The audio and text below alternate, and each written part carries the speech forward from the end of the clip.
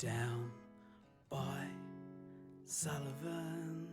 Yes, so the waterway that runs through O'Connor, where we are now, I used to call it Sully's, like short for Sullivan's Creek. Well, sometimes I haven't known what to call it. I go, oh, I'll meet you down at the little, the water, the lake, the Lynham Lake, I call it.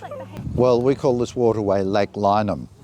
I don't really have a name for it. I've always called it like an aqueduct or something like that. I actually live in Dixon, and the little piece there is always referred to as the Dixon Drain, and that really annoys me because it might be concreted, but it's a creek. It always was, and it essentially still is. Just recently I started calling it Kambri Creek. That, to my knowledge, is the Indigenous word to the Ngunnawal word for the creek.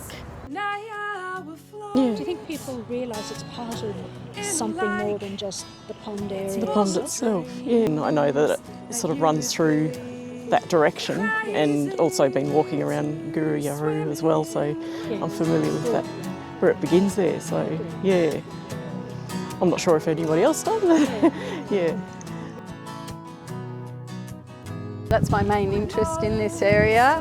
What did it look like before it was concrete? And I feel like a lot of the Indigenous people had a pathway from the west, from what I've kind of been exploring, and that these little waterways were like water holes that were really dense with resources and places to meet. Well, of course, it was a resource. This would be where all the animals were, where there was permanent water, and it would have been a little paradise.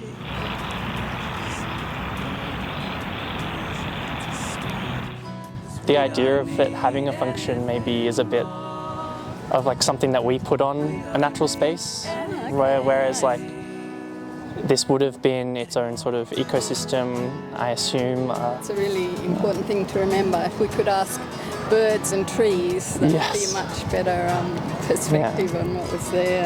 Yeah. This would have been a typical creek.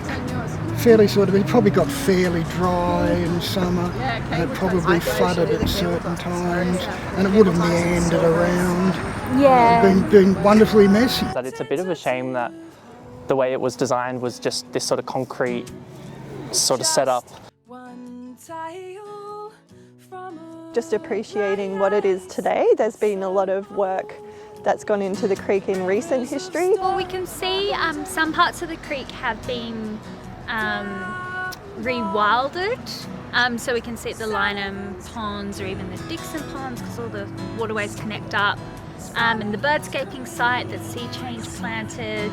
I was here years ago and it was very empty and quite bland, but now it's a great little refuge to have.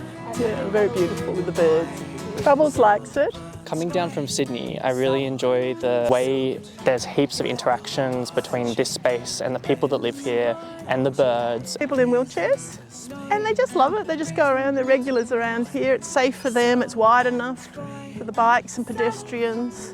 For me, it's more or less recreation. I walk around it and I look out at it. I just live next to it. And we stretch our legs, and and we enjoy the sunset, and we enjoy the birds. We love the birds, the grebes and the black ducks and all the different wildlife.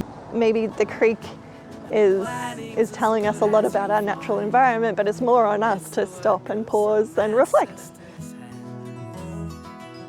Hopefully we could get rid of some concrete, that would be nice. I imagine there'll be a lot more trees, bigger trees, generally more foliage, hopefully more birds, frogs, wildlife coming in. There's definitely a lot of flora and fauna here that is worth protecting, and that we can sort of expand and protect even more and encourage to sort of coexist. So I hope that that's the trend that we see moving forward. Of course, it's really important to think about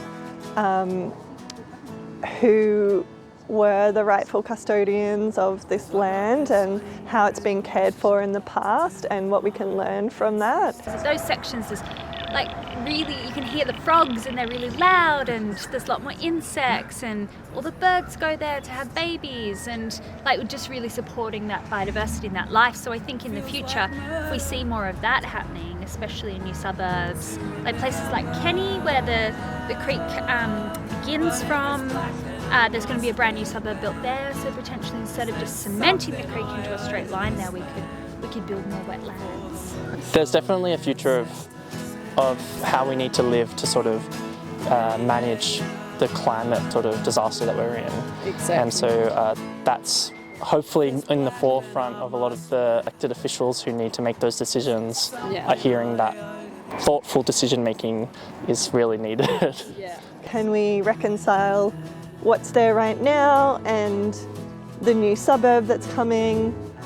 And how can we make sure that the biodiversity is protected, and what do people get out of that? Like we've talked to lots of people here today about how they really appreciate either the visual aspect or just the way they feel when they're walking around their section of the creek, and so we want to see that done really well in new suburbs as well.